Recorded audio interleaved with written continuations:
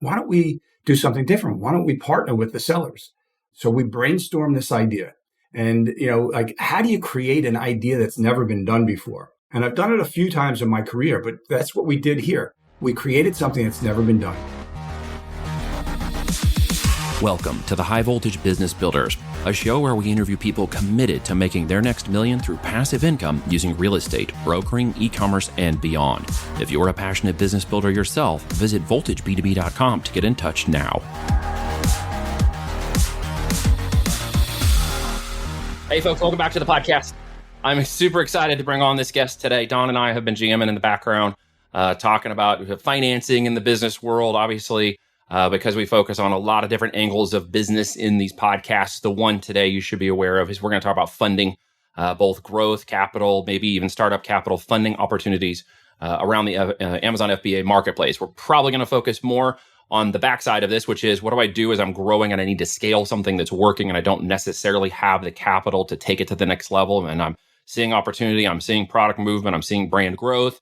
And then the next large container or shipment comes in because the demand says I got to order, an entire container load, and you're looking at it going, I don't have $159,332, but I'm selling really well. What do I do? It's a big question that a lot of sellers fail at in the market.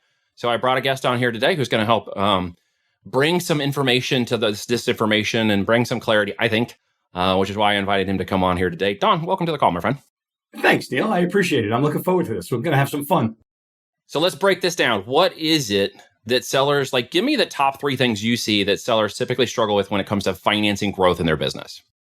I'm going to say probably number one is that they don't understand what's out there. And just about everything out there is the same with different wrappings on them. And they have to be very careful because the biggest mistake I've seen sellers make is signing contracts with lenders for revenue-based financing. Are you familiar with revenue-based financing? I'm familiar with the terminology and I can understand the business concept of I made so much in total gross revenues and you're now assessing a percentage against that growth revenue versus margin or net profit, right? Right. So you might be paying on your gross revenue and you might be paying, in most cases, you will be paying more than your profit. In almost all cases, you'll be paying more than your profit. And the goal with revenue, it sounds really good that, hey, you're going to pay less when you do worse. You have a bad month, your payment's going to come down. You have a good month, your payment's going to go up. And it really works well for you. The problem is you're going to take so much money out of your business. You cannot grow your business. Your business will go flat or decline. It's just the way it is. It's really why we started AccrueMe, because we didn't like what we saw in this industry. So if I might interject, how many of these lenders out here in the world do revenue-based loans for growth? It's the hottest thing right now. So the majority of them, you're saying? I'm going to say it's 80%. Okay, so 80% of them in the market currently do revenue-based lending, and that almost sounds predatory. That sounds to me a little bit like loan predators in the real estate mortgage business. Am I wrong? I hate to say it that way, but, yeah. And it's also called merchant lending. So they're not actually making loans. They charge you a fee, and that fee is paid off over, 3 months. And if you imagine taking out a loan for $100,000, forget the interest and the fees and all that. You're taking a loan out for $100,000 and they take it off your revenue and you end up paying it back in 3 months. Think about that. You just paid $33,000 a month. How are you going to grow? You don't have a $20 million company that you can afford that. You just don't. So we did all the analysis on everything. And I'm going to tell you flat out. And I just had this call with a very, very, very large seller who's looking for us to give them money to take over an Amazon loan that they have because the payments are just so high. And I told them flat out, with all the analysis we did, we found that from a growth standpoint, the best was AccrueMe without question. It was by far the best. And number two came out to be Amazon because it's just a straight term loan. It's what everybody understands. There's no... The Amazon lending is what we're referring to, right? Amazon lending, yeah. It normally shows up in your account when you get so many, months or so much revenue generation. Exactly. You'll notice in your account says, hey, you want to lend, this money. Typically, that's not been bad capital from what our experience has been. It's not bad. Costs, right? Yeah. It's not bad. The problem is, again, with the monthly payment, like he took out, if I remember correctly, it was $1.6 million. And his monthly payment was, call it $150,000. You can imagine now he's 5 months or 8 months into the loan. And how much money does he have left to grow?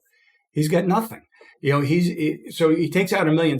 Now he's got like $600,000 left of that money.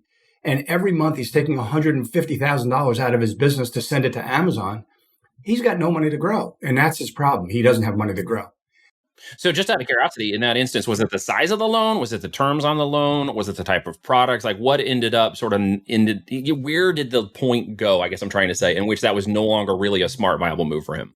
You're asking a great question. And I'm going to jump off the Amazon thing because it doesn't matter. It really is just any loan that you do.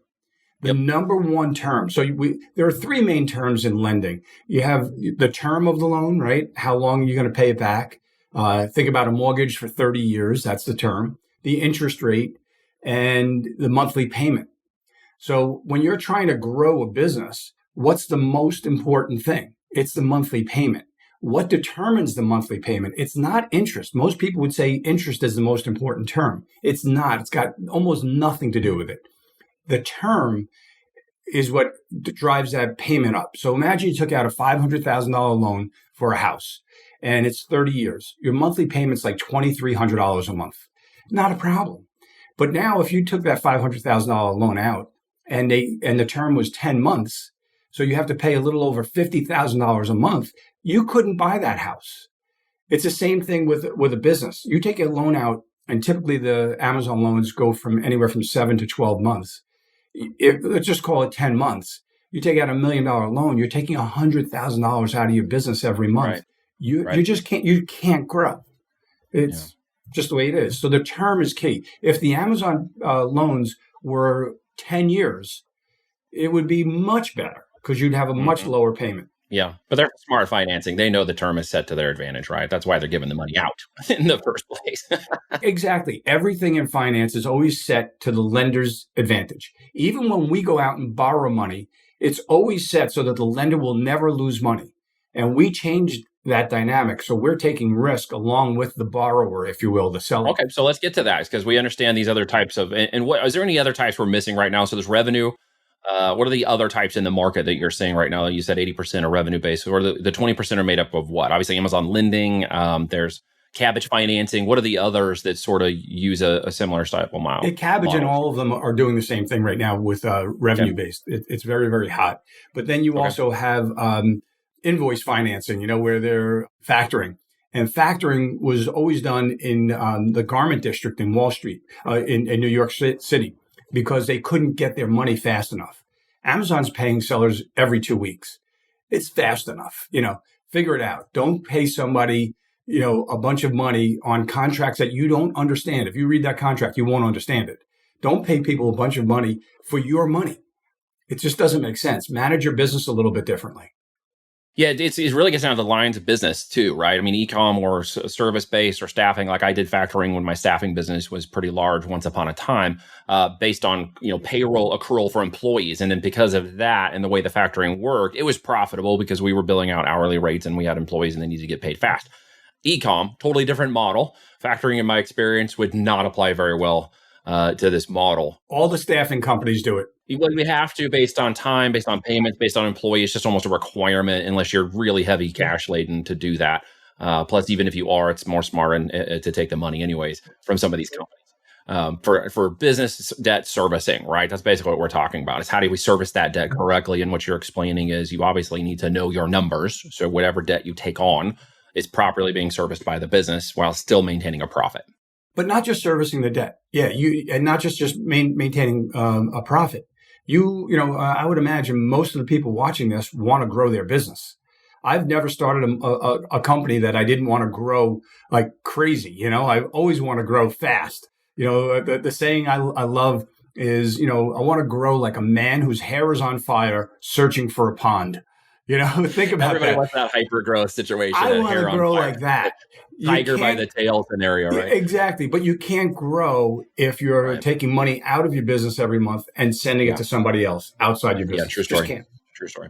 True story. So how do we get to the stage where there's opportunities for better capital, better management, better styles of loan, and what you're doing and how maybe it differentiates from what we're talking about right now? Yeah, I'm going to tell you how I started this, and I think it's important for this. It'll take a minute.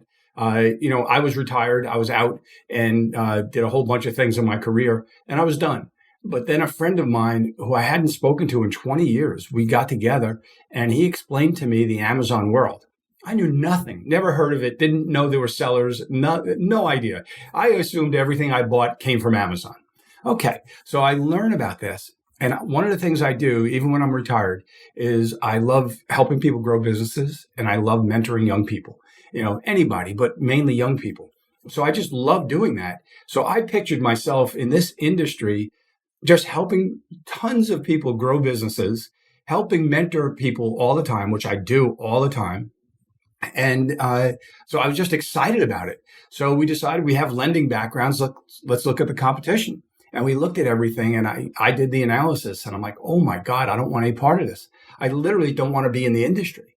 And so my partner said to me, why don't we do something different? Why don't we partner with the sellers? What do you mean? So we brainstormed this idea. And, how do you create an idea that's never been done before? And I've done it a few times in my career, but that's what we did here. We created something that's never been done. So what we do is we give the seller the money they need to grow. We don't charge them any interest. We don't charge them any fees, and we don't require monthly payments. We don't take any ownership in their business. They keep 100% of the company. And what we get is just a small percentage of profits for as long as they use our money. There's no term. So if they use our money for, 3 months or 2 years or 10 years, it doesn't make a difference. It's totally up to them. They can pay us every month. They can pay us every 6 months. They can pay us whenever. We have clients that haven't paid us in over 2 years, but they're growing like this. And when they sell, we're going to get our money back plus whatever the accrued profits were, and they keep all the upside, 100%. That's where we were going to break this down, because people are listening to this going, yeah, that sounds too good to be true, but how do you make your money? Like, how do you make, what's in it for you, Don? Yeah. I get this question a lot. What's in it for you? And as you know, our model, it's been to approach the market from a consultant performance basis, so we get them out and to exit them. That's our model. That's what I found attractive about what you initially talked to me about, is because we are also working for that M&A. We're working for that growth. We're working for that exit. Yep. So let's break that down a little bit more so people understood what you just said, because there was a lot you just said very quickly. And this is great because you know your stuff. So if I heard you correctly, you're going to grow along with us. You're going to invest capital in more of a partner-like format without interest and fees or anything like that, until such time as we see enough growth potential to exit the company. And when we do the exit, that's when you actually get paid back. Yes, or we could get paid back before that. So we have plenty of clients that, use our money for, 6 months. They don't make any payments. But then they have a slow spot where they're flush with cash. It doesn't make sense to have money in the bank just sitting there. So they send money to us, and that lowers our profit percentage. And so it's smart for them, and it's good for us. So they don't pay interest on that money, if I heard you correctly. So that if they take, let's give a scenario, a real world basic scenario. I give you $1,000 from you. I give $1,000 from you in this basic example for small math minds. And I'm hanging on to this. I go out and my product sells, and I turn that into 3,000. So now I got 2,000 in cash sitting aside, right? So I could pay you back that $1,000 with zero interest. Is that what you're telling me? Yeah, but we'll get a percentage of that profit. So you get a percentage of the profit, and where do we see that number usually show up? Is it based on the amount we took? Is it based on the amount of sales, the amount of volume? Where's that number and that percentage come from? Let me give it to you.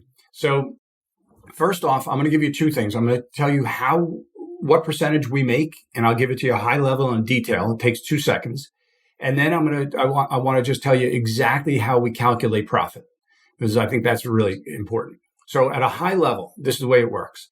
And this is the way we put this together, in developing the whole idea. We give the seller money. They earn 100% of the profit. This is the way the math works. Again, at a high level, they earn 100% of the profit on their money, on their capital in the business. And they earn 50% of the profit on our money. Okay. So we're in it to make money. We want them to be profitable. And then if they're profitable, we're profitable, which is fantastic. So the details. So let me use a quick example. You have $20,000. We give you $20,000. we're 50-50, right? So let's say you're earning 10%. So on your own, you're going to earn $2,000. With us, we give you $20,000. You're going to earn another $2,000, at 10%. So the way it would work, and we earn nothing for the first 30 days. So on your own, you earn $2,000. With us, you earn $3,000 instead of $2,000, right? So the details are $20,000, $20,000. So we're 50% of the capital, right? 50-50. Whatever percentage of the capital we represent, cut it in half. So we would get 25% of the profit that month. That's the most we'll ever go.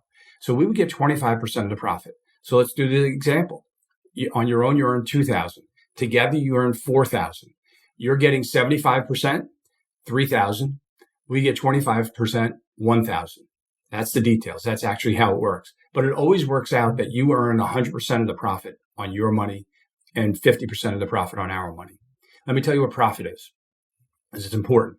So profit is the gross revenue from Amazon, less all your cost of goods sold, less all the Amazon fees, including PPC.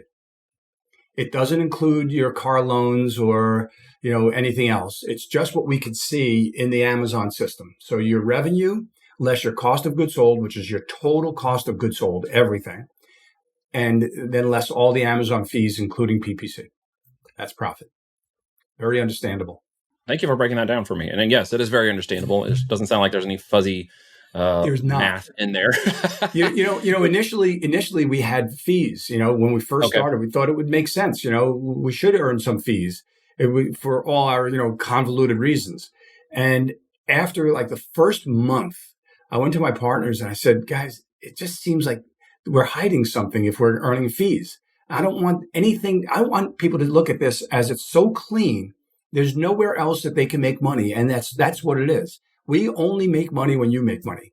The biggest question I got asked at Prosper, 5 times people came to me and said, because again, it sounds too good to be true, right?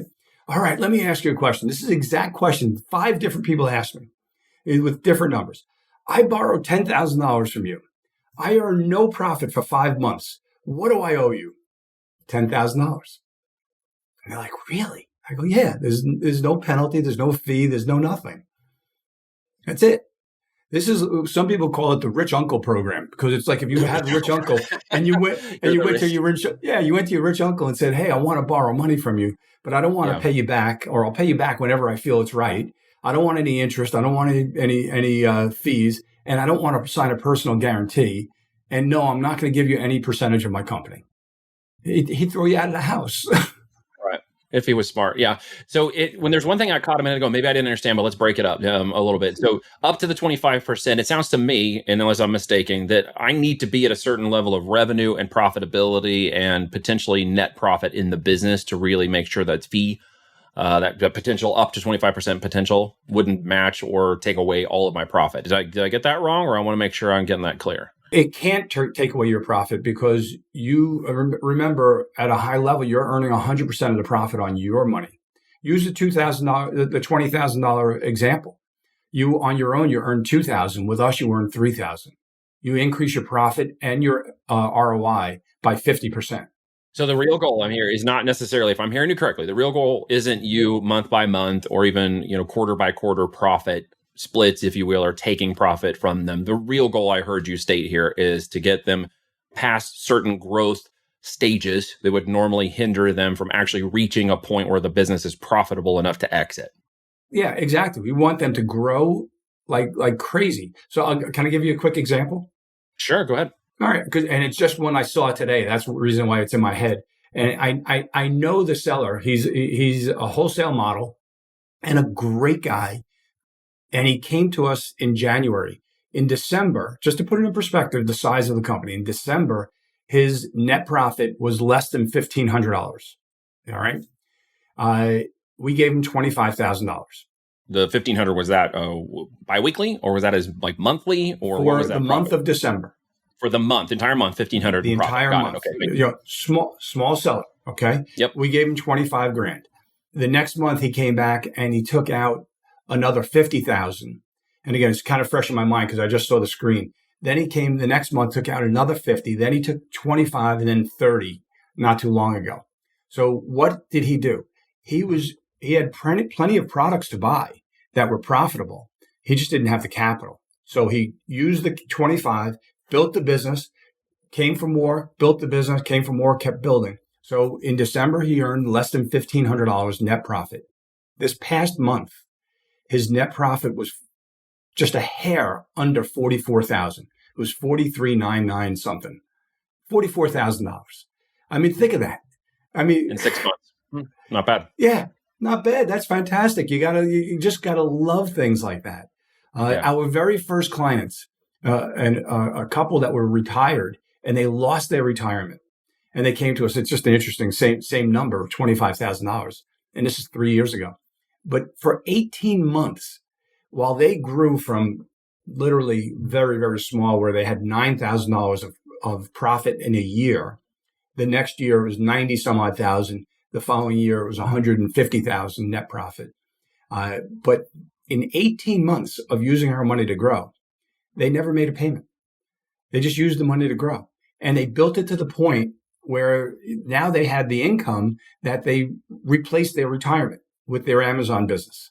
So they stopped taking more money from us. They paid us down, all right, over like a few months. I called them. I said, it looks like you guys are going to pay us off. And they said, no, we're just flush with cash right now. As you said, it makes no sense to leave it in the bank. So we're paying you guys down. And in a couple months, we're coming back for a little bit more money because we want to grow again. So they've grown a bit, but they don't want to grow like by leaps and bounds. It's retirement business now for them. And so they still use our money. And like they said, it'd be stupid not to use the money. That was in their opinion. And I agree with them. But God, it's just fantastic to see these kinds of things happen. Yeah. Now, were those both wholesale examples, or was the second one a private label? The second one was wholesale. It was wholesale with a little bit of RA in there as well. Got it. And I'm going to assume, but I'll ask the question. It doesn't really matter between the private label and the wholesale model, frankly, at the end of the day, right? What we find, and this is very fascinating, I think you'll find, is from a net ROI perspective, over this past year, wholesale and private label have been basically equal. So private label earns a much higher ROI, but a much slower turn time. So they're turning their products, 2-3 times a year, and wholesale's turning with a lower ROI, but they're turning it, 4 times, 5 times a year. Slightly different model, sure. It comes out the same. And we have most of our clients are private label. Are they? Okay, that's good to know. Yeah. I'm just curious because most of the folks who are listening to this most likely are going to be private label. Some of them may be doing wholesale, but are moving towards private label, for a lot of the reasons. ROI is one big one. We can usually increase our profit potential greater. And of course, we have more control over the brand presentation and the upside potential of that.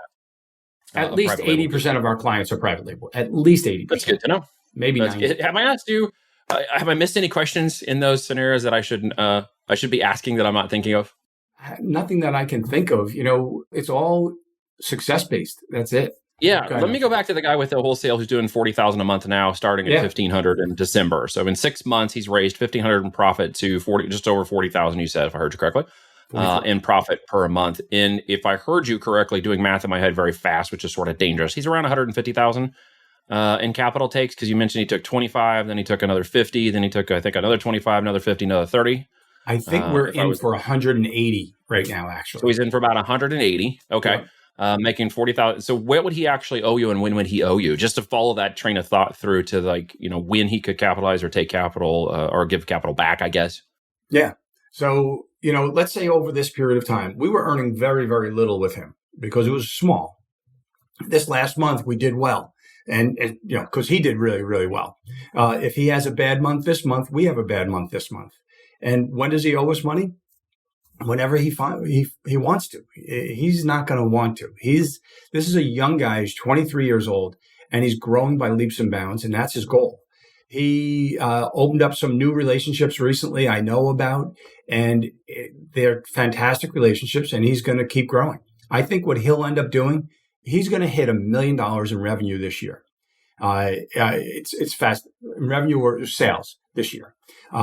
Easily, without question. But what I think is going to happen with him is that he's going to get to maybe the end of this year and next year start saying, all right, I have a ton of capital now, a ton of cash, and he's got us behind him.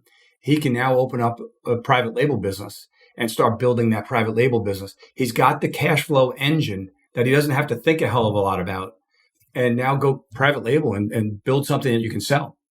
Well, I'll be looking forward to speaking with him when that time comes. Oh, absolutely. I would love to introduce him to you. Total plug. All right. So as we come out, we're going to wrap this up here in just a minute, but I appreciate you letting me grill you through questions and just kind of getting through these scenarios. I think one of the last things I sort of have in mind here, if you don't mind me asking about, contracts or anything that you have in place. Sure. From an obligation perspective. Obviously you're in it to win it, which is cool. And you're in it for the sale of the business, which is really great because it follows very similar to the way Voltage has its model in place. Yep. What kind of contracts would I be obligated to? What kind of paper do I have to sign with you? What kind of, things are we going to get between us paper wise to do this kind of deal? Yeah, great question. So what we do is 90%, maybe more than that, of the clients that we work with are LLCs. And so we have some that are corporations, but almost all are LLCs. So I'll keep it simple. What we do is we become a member in their LLC. All right. So we have a new operating agreement. We're a member of their LLC. Does it mean we own their LLC? Here's what we did. We came up with something very creative because we didn't want to own the business. And how do you do that? So this is what we came up with. Let's create two classes of membership. The equity member, which is the seller. They own 100% of the business. And the profit share member, which is us. All we own, if you want to say own, is a percentage of profits based upon the calculation that we talked about. That's it. So as soon as they give us our money back, everything is done. They owe us nothing. We own nothing. They can eject you as the member, right? You have no voting rights. It's just common. We have nothing. And literally, and if they came back to us in 30 days, and again, we don't earn any profit for the first 30 days, they come back to us in 30 days and say, hey, Don, I'm not comfortable with this, whatever it might be. I want out. Give us our money back. We are out. There's no penalty. There's no 30-day notice. There's no 90-day notice. I hate all that stuff.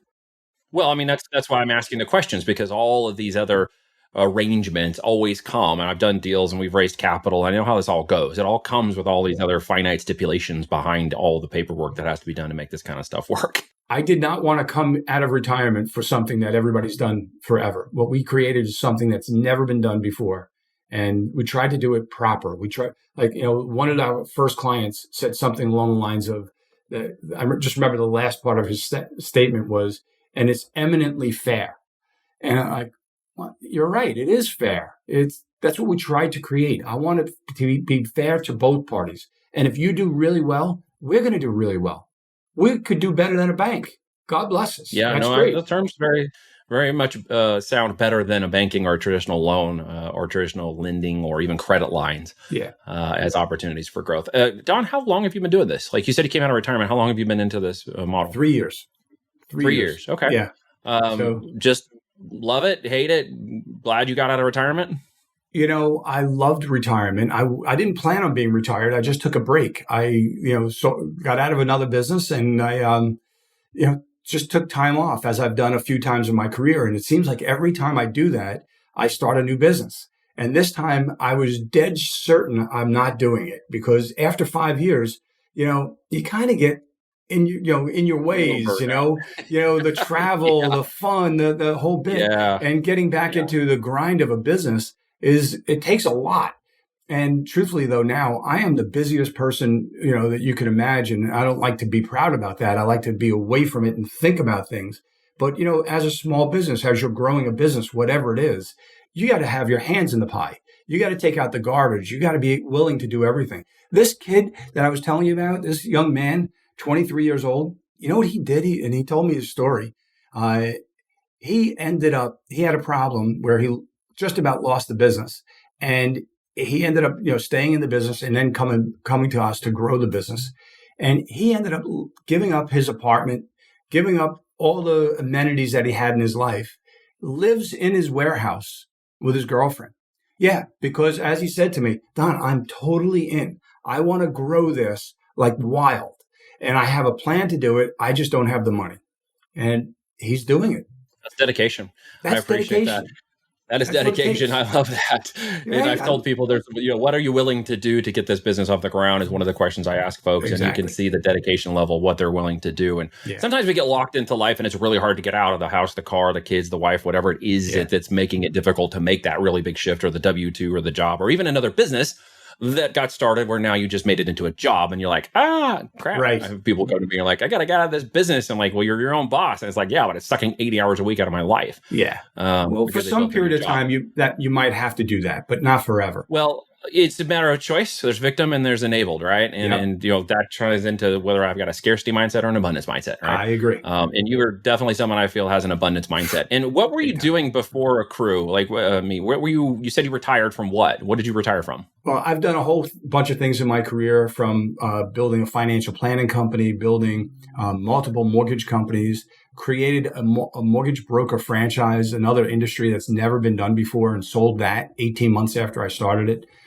Created an entertainment company, did 8 feature-length films with the biggest name stars like Tom Cruise and Natalie Portman. We created... Wait, were you the Top Gun guy? Was Top Gun your deal? No, I wish, man. I wish. But we created and produced the Broadway show Rock of Ages, which ended up as the 26th longest running play of all time. I bought and sold 300 houses in 18 months, every one of them for a profit. I just did a whole bunch of different things. A publishing company. My kids were young. I took some time off. I love being on the fields with the kids, so I started a soccer publishing company. About 12 months later, I sold that. It's just, I just end up doing things. So I've done a whole bunch of different things, but really mortgage was my main career, where I made most of my money in my career. Well, thank you for coming on and sharing that with us, sharing your experience and giving us some more intimate details of this particular world of finance, and explaining it very well so I could understand it. So if I can get it, hopefully everybody else who's listening here can figure it out as well. And thank you so much. Hey, guys, there's show notes and things in here. We'll put in a link for it so you guys can get connected with Don. We'll be talking about this more inside of our private mentoring group and stuff later as we share this out. But hey, I'm honored that you came on. Thank you for spending some time with me, Don. Hey, Neil, can I throw one more thing out there? Yeah, please do. I don't mind people reaching out to me, and on LinkedIn, it's under my full name, Donald Henig, Henig. You reach out to me, I respond to everybody. So I hate when I go on LinkedIn and so you reach out to somebody and they don't respond. That's not who I am. If I can help you in any way, whether you come to AccrueMe or not, I will help you. That's just the way it is. So feel free. I'd love to hear stories too. I appreciate you letting us know. My pleasure. Thank you. I appreciate it, Neil. If you like this episode, please share it with people you think will enjoy it as well. Thank you for listening, and be sure to tune in next week for a brand new episode of High Voltage Business Builders.